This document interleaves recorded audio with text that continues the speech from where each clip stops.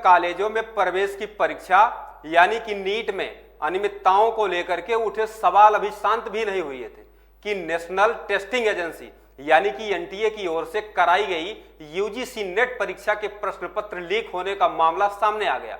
क्योंकि इस परीक्षा के प्रश्न पत्र इंटरनेट मीडिया में पाए गए, इसलिए उसे रद्द करना पड़ा। इसके बाद एक और परीक्षा CSIR नेट को इसके आयोजन से पहले ही स्थगित करना पड़ गया, क्योंकि उसमें भी गड़बड़ी की आशंका पाई गई। एनटीए की ओर से कराई जाने वाली इस परीक्षा में 2 लाख छात्रों को बैठना था।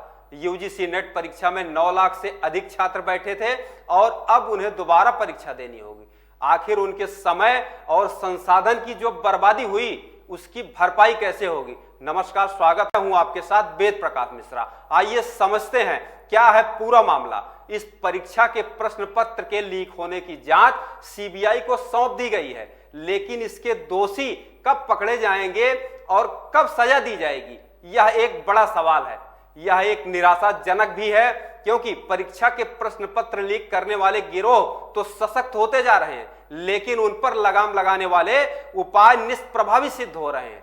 जिस तरह से प्रतियोगी परीक्षाओं की विश्वसनीयता भंग करने वाले बेलगाम है, उसी तरह से नकल माफिया भी बेलगाम है। यह ठीक है कि नई शिक्षा नीति पर अमल किया जा रहा है, लेकिन कोई ठोस परीक्षा नीति क्यों नहीं बन पा रही जिससे स्कूली परीक्षाओं से लेकर के प्रतियोगी परीक्षाओं की विश्वसनीयता कायम हो सके। प्रतियोगी परीक्षाओं के प्रश्न इसलिए भी लीक होते हैं क्योंकि उन्हें लीक कराने वालों को कठोर सजा का भय ही नहीं है। फिलहाल यह कहना कठिन है कि नीट का दोबारा आयोजन होता है या नहीं, लेकिन जब तक यह तय नहीं होता है तब तक करीब 24 लाख छात्र और उनके माता पिता दुविधा में बने रहेंगे। पहले नीट, फिर यूजीसी नेट और फिर CSIR नेट परीक्षा मामले में एनटीए की साख पर बट्टा लगाने का काम किया है।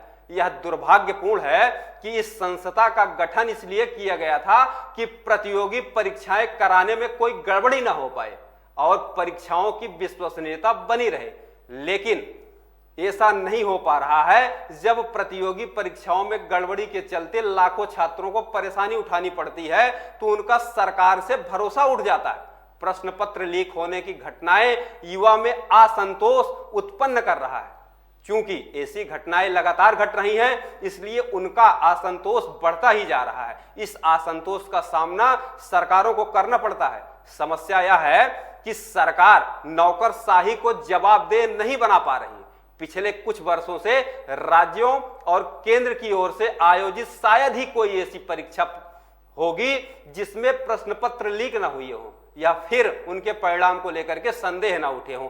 एक के बाद एक परीक्षा के प्रश्न पत्रों के लीक होने पर राजनैतिक दल एक दूसरे को कटघरे में तो खड़ा करते हैं, लेकिन इस मामले में सभी दलों और उनकी सरकारों का एक जैसा ही हाल है। करीब करीब सभी राज्यों में प्रश्न पत्र लीक हो चुके हैं। प्रतियोगी परीक्षाओं में गड़बड़ी रोकने के लिए केंद्र सरकार ने एक कठोर कानून बना दिया है। कुछ राज्य सरकारें भी कठोर कानून बना रही हैं। ऐसा होना ही चाहिए, लेकिन क्या केवल कठोर कानून प्रश्न पत्र लीक कराने वालों के दुस्साहस का दमन करने में सक्षम होंगे? तो वक्त हो चला आपसे इजाजत लेने का। उम्मीद है हमारी यह रिपोर्ट आपको पसंद आई होगी। आपसे भी उम्मीद है आप ये वीडियो लाइक करेंगे, शेयर करेंगे और कमेंट सेक्शन में जाकर के इस ज्वलंतशील मुद्दे पर अपनी आवाज बेबाकी से बुलंद करेंगे।